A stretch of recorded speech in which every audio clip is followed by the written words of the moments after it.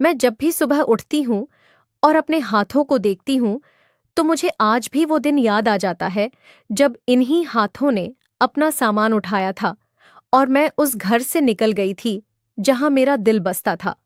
उस वक्त मुझे लगा था कि मैं सही कर रही हूँ। मुझे लगा था कि जिंदगी में आगे बढ़ने के लिए कभी-कभी कुछ चीजें छोड़नी पड़ती हैं, लेकिन जिंदगी ने मुझे जो सबक सिखाया, वो इतना कठोर था कि आज भी उसे याद करके मेरी आंखें भर आती हैं। मेरा नाम कव्या है। मैं उत्तर प्रदेश के एक छोटे से गांव रामपुरवा की रहने वाली हूँ। हमारे घर की हालत बहुत अच्छी नहीं थी, लेकिन पिताजी किसान थे और किसी तरह घर चल जाता था। मेरी माँ हमेशा कहती थी कि बेटी, शादी ऐसे घर में होनी चाहिए जहाँ इज्जत हो, पैसा हो। गांव की औरतें भी यही सोचती थीं और मैं भी यही सोचती थी। मैं बचपन से पढ़ने में ठीक ठाक थी। गांव के स्कूल में 7वीं तक पढ़ी, फिर पास के कस्बे में जाकर 10वीं की। माँ को बहुत गर्व था। वो कहती थीं, मेरी बेटी पढ़ी लिखी है, इसलिए अच्छा घर मिलेगा। लेकिन पढ़ाई और समझदारी में फर्क होता है, ये मुझे बहुत बाद में पता चला। हमारे रामपुरवा में एक बात थी जो मुझे हमेशा खलती थी। वहां औरतों की जिंदगी बहुत छोटे दायरे में बंधी थी। सुबह उठो, खाना बनाओ, घर संभालो, बच्चों को देखो, रात को सो जाओ। बस इतनी ही जिंदगी। जो औरत इस दायरे से बाहर सोचती, उसे ताने मिलते थे और इन्हीं तानों ने मेरी सोच को वो रंग दिया जो बाद में मेरी जिंदगी बर्बाद करने वाला था। जब मेरी शादी की बात चली, तो मेरे पिताजी के एक दूर के रिश्तेदार ने ध्रुव का रिश्ता लाया। ध्रुव शर्मा, कानपुर से कुछ दूर एक छोटे से गांव सेमरा का रहने वाला। उसके पिताजी पहले ही गुजर चुके थे और घर में सिर्फ उसकी माँ पुष्पा देवी थीं। ध्रुव दूध बेचने का काम करता था। 2 भैंसें थीं उसके पास और उन्हीं से घर का खर्च चलता था। जब मैंने पहली बार ध्रुव को देखा, तो मुझे उसकी आंखें बहुत अच्छी लगीं। शांत, गहरी, जैसे किसी कुएं की तरह जिसमें झांकते रहो और थको नहीं। उसने मुझसे ज्यादा बात नहीं की, लेकिन जो कुछ बोला, सोच समझकर बोला। मैंने सोचा था कि शायद ये रिश्ता ठीक रहेगा। शादी बहुत साधारण तरीके से हुई। न ज्यादा बारात, न ज्यादा शोर शराबा।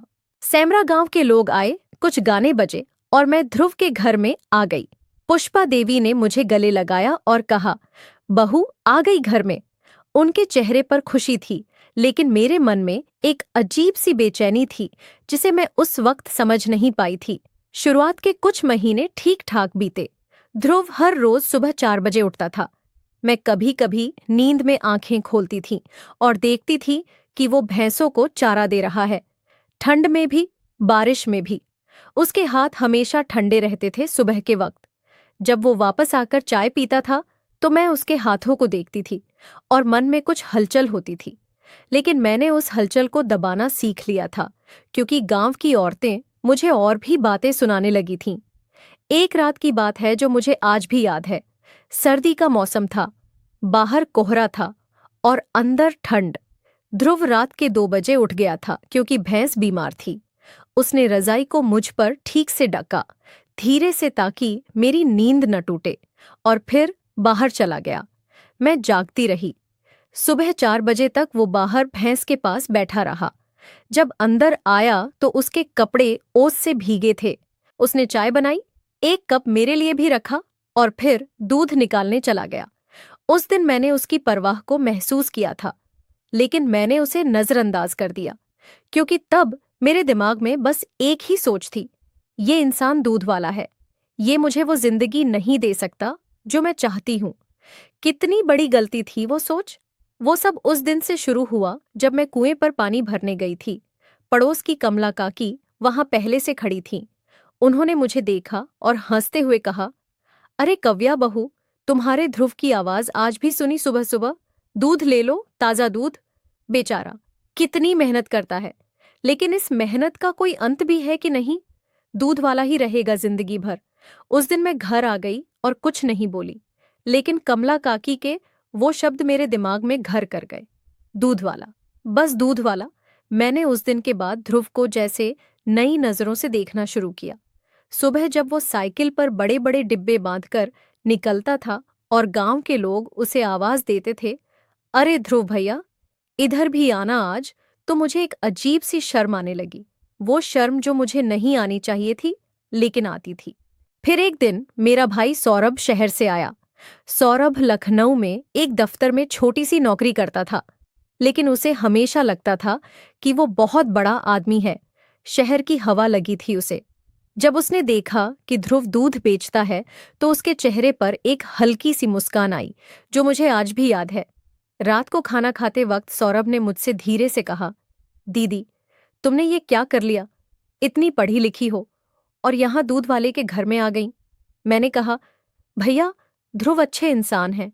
सौरभ हंसा और बोला, अच्छे इंसान से पेट नहीं भरता दीदी। जिंदगी में पैसा चाहिए, इज्जत चाहिए। ये दूध बेचता रहेगा और तुम भैंसों के पीछे सारी उम्र बिता दोगी। सौरभ के जाने के बाद मैं कई दिनों तक उसकी बातों के बारे में सोचती रही, और जितना सोचती उतना ही मन में कड़वाहट बढ़ती जाती। मैंने ध्रुव से कहा, एक दिन, तुम कुछ और काम क्यों नहीं करते? ये दूध का काम छोड़ो। ध्रुव ने शांत आवाज में कहा, कव्या, काम कोई छोटा नहीं होता। मेहनत की रोटी खाते हैं हम। मैंने कहा, लेकिन गांव के लोग तुम्हें दूध वाला कहते हैं। ध्रुव मुस्कुराया और बोला, कहने दो, मुझे कोई फर्क नहीं पड़ता। लेकिन मुझे फर्क पड़ता था, बहुत फर्क पड़ता था। उन दिनों पुष्पा देवी से भी मेरी अनबन होने लगी थी, छोटी छोटी बातों पर। वो कहती थीं कि बहू, सुबह जल्दी उठो, घर का काम करो। मैं सोचती थी, मैं इसलिए यहाँ नहीं आई कि सुबह से रात तक काम करती रहूं। उनसे मेरी नहीं बनती थी, लेकिन ध्रुव हमेशा बीच में आकर बात संभाल लेता था। वो हमेशा मुझे और अपनी माँ दोनों को समझाता रहता था। एक बार मैंने देखा कि ध्रुव सुबह दूध बांटकर आया था और थका हुआ था। पुष्पा देवी ने उसके लिए चाय बनाई। ध्रुव ने पहला घूंट पिया और माँ की तरफ देखकर मुस्कुराया। उस एक पल में उसके चेहरे पर जो संतोष था, वो मुझे कभी समझ नहीं आया। मैं सोचती थी कि इतनी छोटी सी जिंदगी से इंसान खुश कैसे रह सकता है। वो दिन अब भी मेरी यादों में बहुत गहरा है। उस सुबह से ही घर का माहौल खराब था। मुझे पता नहीं क्यों, लेकिन उस दिन मेरे अंदर का सारा गुस्सा एक साथ उबल पड़ा। ध्रुव साइकिल लेकर जाने की तैयारी कर रहा था। डिब्बों में दूध भरा था। उसने मुझसे कहा, कव्या, थोड़ा पानी देना। मुझे नहीं पता क्यों, लेकिन उस एक छोटी सी बात ने भी मुझे चिढ़ा दिया। मैंने कहा, ध्रुव, मुझे इस घर में नहीं रहना। ध्रुव ने चौंक कर मेरी तरफ देखा। क्यों, क्या हुआ? मैं बोली, तुम बस दूध वाले हो। मैंने तुमसे जो उम्मीद की थी, तुम वो नहीं हो। मैं यहाँ नहीं रह सकती। ध्रुव कुछ देर चुप रहा। उसकी आंखों में दर्द था, लेकिन उसने आवाज नहीं उठाई। उसने धीरे से कहा, कव्या, एक बार सोच लो। मैंने कहा, मैं सोच चुकी हूं। उसी दिन मैंने अपना सामान उठाया। पुष्पा देवी आंगन में खड़ी थीं। उनकी आंखें भरी हुई थीं, लेकिन वो कुछ नहीं बोली। ध्रुव दरवाजे पर खड़ा था। मैंने उसकी तरफ एक बार भी पीछे मुड़कर नहीं देखा और अपने मायके माधवपुर की तरफ चल दी। उस वक्त मुझे लगा था कि मैंने सही किया। माधवपुर पहुंचकर मुझे लगा था कि सौरभ मेरा साथ देगा, लेकिन कुछ ही हफ्तों में सच्चाई सामने आ गई। सौरभ ने मुझसे कहा, दीदी, अब घर में रहोगी तो खर्च भी तो होगा। माँ पिताजी की हालत देख रही हो। मेरी तनख्वाह कम है। मुझे नहीं पता था कि जो भाई मुझे ध्रुव से दूर ले गया था, वही भाई एक दिन मुझे बोझ समझेगा। पिताजी ने कुछ नहीं कहा। वो बस मुझे देखते और आंखें फेर लेते। माँ की तबीयत उन दिनों ठीक नहीं रहती थी। घर में पैसों की तंगी थी। मैं खुद भी कुछ काम करने की सोचने लगी, लेकिन रामपुरवा जैसे छोटे गांव में औरतों के लिए क्या काम होता है? खेतों में मजदूरी या फिर घरों में काम। मैंने सोचा नहीं था कि जिंदगी इतनी जल्दी पलट जाएगी। कुछ साल बीते। माँ चली गई। पिताजी भी एक दिन सुबह उठे नहीं। सौरभ ने शादी कर ली और उसकी पत्नी ने घर में मेरी जगह बहुत छोटी कर दी। मुझे अलग रहना पड़ा, किराए के एक छोटे से कमरे में। गांव की औरतें अब मुझे अलग नजरों से देखती थीं। वही औरतें जो कभी मेरे ध्रुव को दूध वाला कहती थीं, अब मुझे बेचारी कहती थीं। और मुझे याद है वो दिन जब मुझे पहली बार गोबर के उपले बनाने पड़े। हाथों में गोबर था, धूप सिर पर पड़ रही थी और मेरी आंखों के सामने वो दिन घूम रहा था जब मैंने ध्रुव से कहा था कि तुम बस दूध वाले हो। उस दिन मुझे समझ आया कि मैंने क्या खोया था। उन दिनों की तकलीफ को शब्दों में बयान करना मुश्किल है। एक रात ऐसी भी आई जब घर में चावल नहीं था। मैं कई घंटे बैठी रही और सोचती रही कि क्या करूं। पड़ोस की एक बुजुर्ग औरत थी, रमा चाची।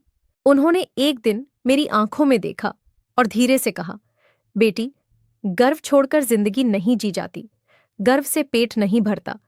उनकी बात सुनकर मुझे ध्रुव की वो बात याद आई जब उसने कहा था, काम कोई छोटा नहीं होता।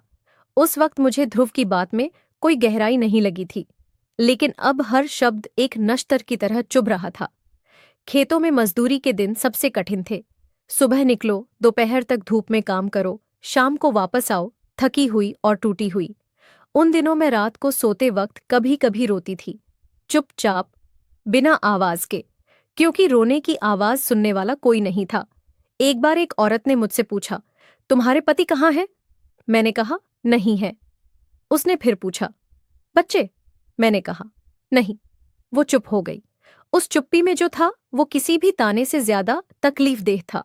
लेकिन वापस जाने की हिम्मत कहाँ से लाती? इतने साल बीत गए थे। ध्रुव ने अपनी जिंदगी आगे बढ़ाई होगी। शायद उसने दूसरी शादी कर ली हो। शायद वो मुझे माफ न करे। इन्हीं ख्यालों के बीच मैं दिन गुजारती रही। उधर ध्रुव के बारे में मुझे कुछ खबरें मिलती थीं कभी कभी। किसी ने बताया कि ध्रुव ने दूध का काम छोड़ दिया और पढ़ाई में लग गया। किसी ने कहा कि वो शहर चला गया। मुझे लगा था कि शायद वो किसी छोटी सी नौकरी में होगा, लेकिन उसके बारे में पूरी खबर कभी नहीं मिली। बाद में जब ध्रुव ने खुद अपनी कहानी सुनाई, तब मुझे पता चला कि उसने क्या क्या सहा था। जिस रात मैं घर से गई थी, उसके अगले दिन से ध्रुव ने दूध का काम जारी रखा, क्योंकि घर चलाना था। पुष्पा देवी थीं, लेकिन उसी शाम वो देवराज मास्टर जी के पास गया। उनसे कहा कि मुझे आगे पढ़ना है। मास्टर जी ने पूछा, अब क्यों? ध्रुव ने कहा, अब नहीं तो कब? मास्टर जी ने उसे किताबें दी, रात को पढ़ाई का तरीका समझाया, शहर जाकर परीक्षा देने की सलाह दी। ध्रुव सुबह 4 बजे उठता था, दूध बांटता था, घर का काम करता था और रात को 10-11 बजे तक पढ़ता था। कभी कभी दिए की रोशनी में, कभी कभी बाहर छात की रोशनी में। गांव के लोग उसका मजाक उड़ाते थे, कहते थे, ध्रुव पागल हो गया है, दूध वाला अफसर बनेगा। हंसते थे, लेकिन ध्रुव हंसता नहीं था। वो बस पढ़ता था। पहली परीक्षा में फेल हो गया, दूसरी में भी, तीसरी में भी। हर बार मास्टर जी कहते, हिम्मत रखो बेटा, और हर बार ध्रुव कहता, मास्टर जी, हार नहीं मानूंगा। चौथे साल में नतीजा आया। ध्रुव का नाम था उस सूची में। सेमरा गांव में उस दिन जश्न जैसा माहौल था। पुष्पा देवी की आंखें भर आई थीं। उन्होंने आसमान की तरफ देखकर कहा था, हे भगवान, तूने मेरे बेटे की मेहनत रंग ला दी। और वो ध्रुव, जिसे लोगों ने दूध वाला कहकर उड़ाया था, आज जिले का कलेक्टर था। एक सुबह की बात है। मैं अपने घर के बाहर उपले बना रही थी, हाथों में गोबर, कपड़े साधारण, चेहरे पर थकान। तभी सड़क पर कुछ हलचल हुई। गांव के लोग एक तरफ दौड़ने लगे। किसी ने कहा, कलेक्टर साहब आए हैं गांव में। मेरे मन में कोई हलचल नहीं हुई। मैं अपना काम करती रही, लेकिन फिर भीड़ धीरे धीरे मेरे घर के पास आने लगी। गांव के प्रधान बलवंत सिंह आगे आगे थे और उनके पीछे कई अधिकारी, और उनके बीच में एक आदमी था, सफेद कुर्ते में, शांत चेहरे के साथ। मैंने एक बार उस तरफ देखा और फिर अपने काम में लग गई। तभी भीड़ रुक गई। मैंने ऊपर देखा और उसी पल जैसे दुनिया ठहर गई। वो आदमी ध्रुव था, मेरा ध्रुव। वही आंखें, शांत और गहरी, लेकिन अब उसके कंधों पर एक अलग ही वजन था, एक गरिमा जो पहले नहीं थी। उसके पीछे सरकारी गाड़ियां खड़ी थीं, अधिकारी उसके इर्द गिर्द थे, और गांव के लोग कह रहे थे, कलेक्टर साहब। मेरे हाथों से गोबर गिर गया। मैं उठ नहीं पाई। मेरे पांव जैसे जम गए थे। 10 साल में कितना कुछ बदल गया था। वो ध्रुव जिसे मैंने दूध वाला कहकर छोड़ा था, वो आज जिले का कलेक्टर था, और मैं यहाँ गोबर के उपले बना रही थी। ध्रुव की नजर मुझ पर पड़ी। वो रुका। उसके चेहरे पर कोई भाव नहीं था, न गुस्सा, न हंसी, न दर्द, बस एक खामोशी। वो धीरे धीरे मेरी तरफ चला आया। अधिकारी पीछे रह गए। गांव के लोग देखने लगे। मैं खड़ी हो गई। मेरे हाथ कांप रहे थे। मैंने उसकी आंखों में देखने की कोशिश की, लेकिन नजर झुक गई। ध्रुव ने धीरे से कहा, कव्या।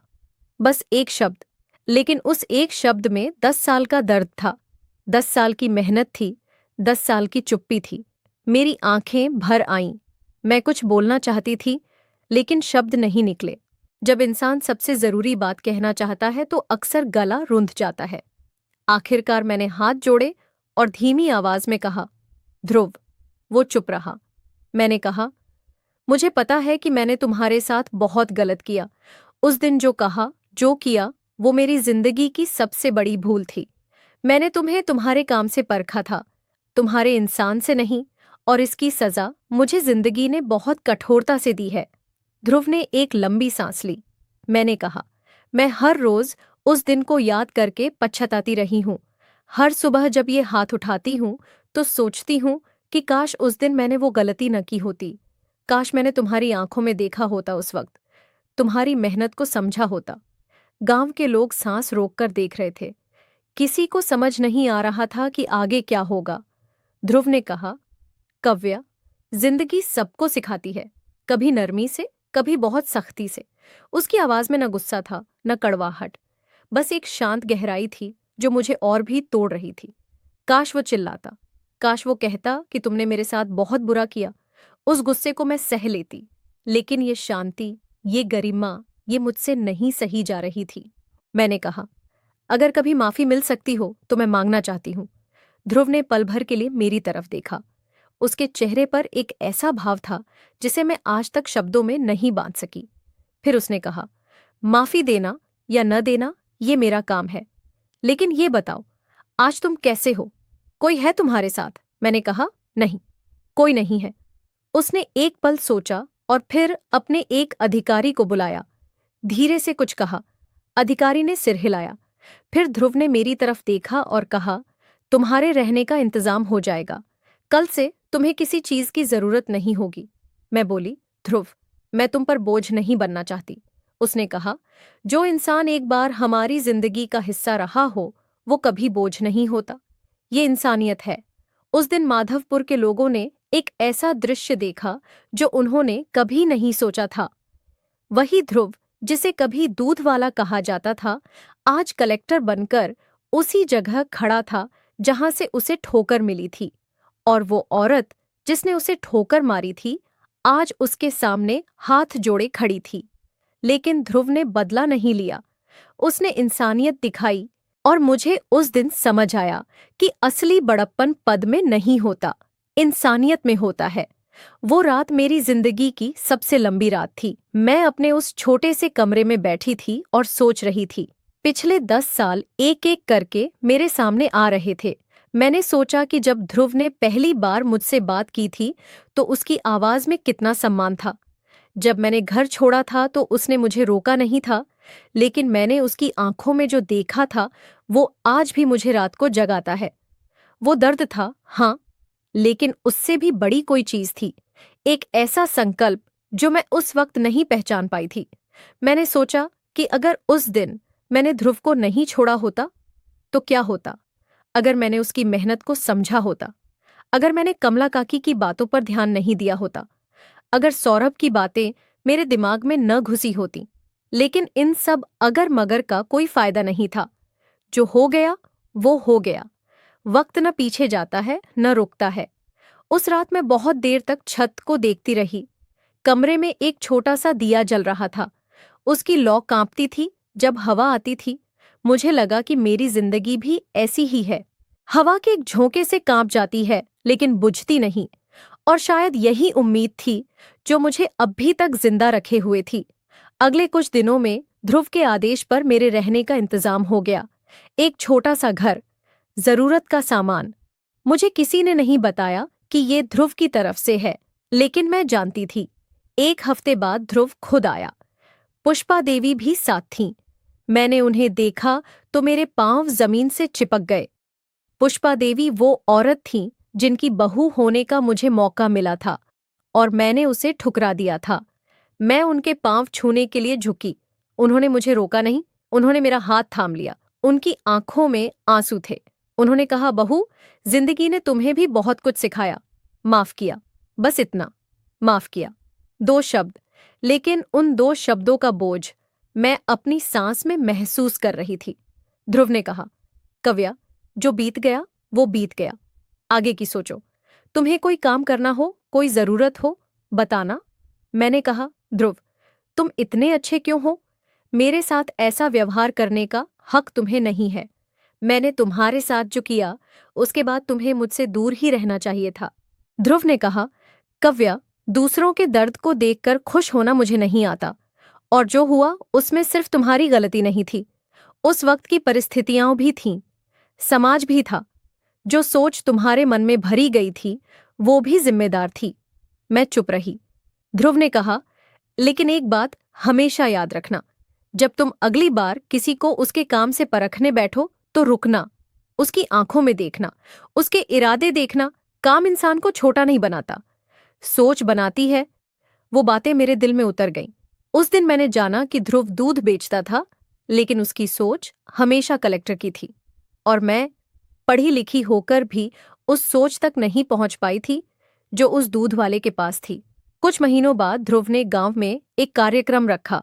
उसमें उसने अपनी पूरी कहानी सुनाई, कैसे उसके पिता नहीं थे, कैसे दूध बेचकर घर चलाया, कैसे पत्नी ने छोड़ दिया, कैसे उसके गुरु देवराज जी ने उसे आगे पढ़ने की सलाह दी, कैसे उसने रातों को पढ़ाई की, कैसे पहली बार में फेल हुआ, दूसरी बार में भी असफलता मिली, तीसरी बार में भी हार नहीं मानी, और चौथे प्रयास में सफलता मिली।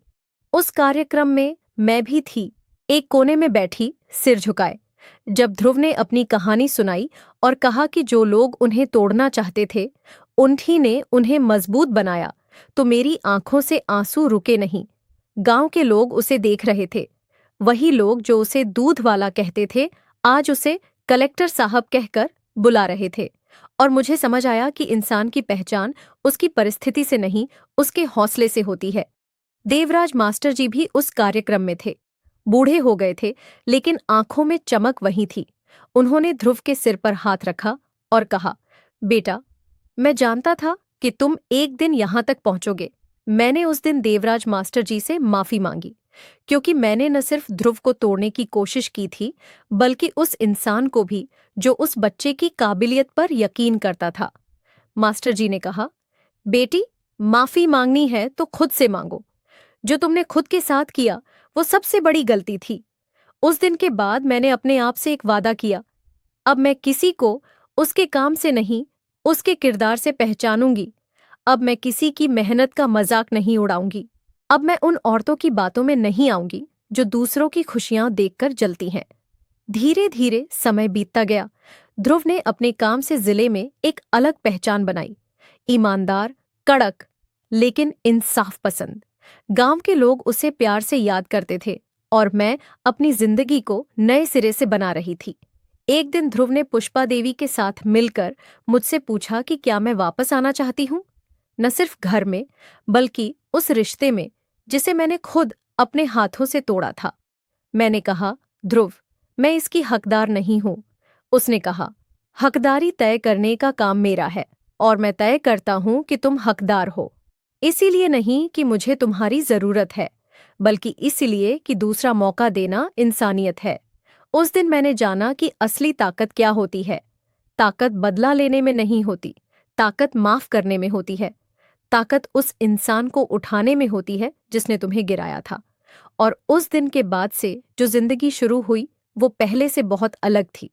इस बार न कोई घमंड था, न कोई शर्म। इस बार था तो बस एक समझ, एक गहरा एहसास कि काम इंसान को छोटा नहीं बनाता, सोच बनाती है। मैं आज जब पुष्पा देवी के पांव छूती हूं तो वो मेरे सिर पर हाथ रखती है। जब ध्रुव शाम को घर आता है, थका हुआ लेकिन संतुष्ट, तो मुझे उन पुरानी सुबहों की याद आती है जब वो दूध बांटकर आता था और उसकी आंखों में वही संतोष था। उस संतोष को मैंने पहले नहीं समझा था, अब समझती हूँ। जिंदगी ने बहुत कुछ छीना, लेकिन जो सिखाया वो अनमोल था। और अब मैं जब भी किसी मेहनत करते इंसान को देखती हूँ, चाहे वो दूध बेचता हो, सब्जी बेचता हो या खेत जोतता हो, मेरा सिर सम्मान से झुक जाता है, क्योंकि मैं जानती हूँ कि इन्हीं हाथों में किसी का भविष्य छुपा होता है।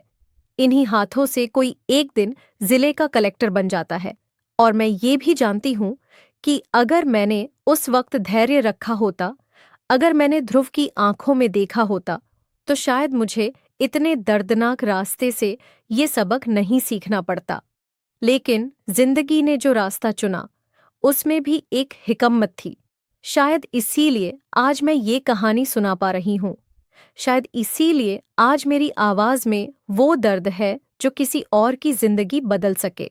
दोस्तों, अगर आपकी जिंदगी में भी कोई ध्रुव है जिसे आपने नजरअंदाज किया है, जिसे आपने छोटा समझा है उसके काम की वजह से, तो एक बार रुककर सोचिए। इंसान की असली पहचान उसके काम से नहीं, उसके इरादे से होती है। वो दूध बेचता है या साग, ये मायने नहीं रखता। मायने ये रखता है कि उसके सीने में क्या है। और अगर आप खुद ध्रुव की जगह हैं, जिसे किसी ने काम देखकर कम आंका है, तो याद रखिए, जो आपको आज दूध वाला कहता है वो कल आपको साहब कहेगा। बस मेहनत मत छोड़िए, हौसला मत तोड़िए, क्योंकि वक्त बदलता है, और जब बदलता है तो पूरी तरह बदलता है। अब आप मुझे बताइए, अगर आप ध्रुव की जगह होते तो क्या आप मुझे माफ कर देते? क्या जो इंसान आपको सबसे बड़ा दर्द दे चुका हो, उसे दूसरा मौका देना सही है? या कुछ गलतियां हम ऐसी होती हैं जिन्हें माफ नहीं किया जाना चाहिए? नीचे कमेंट में जरूर बताइए, क्योंकि आपका जवाब किसी और की जिंदगी बदल सकता है। और अगर ये कहानी आपके दिल को छू गई हो, तो इसे उन लोगों तक जरूर पहुंचाइए जिन्हें इसकी जरूरत है। हमारे चैनल को सब्सक्राइब कीजिए और घंटी दबाइए, ताकि ऐसी और सच्ची भावुक कहानियां आप तक पहुंचती रहें। जय हिंद, जय भारत।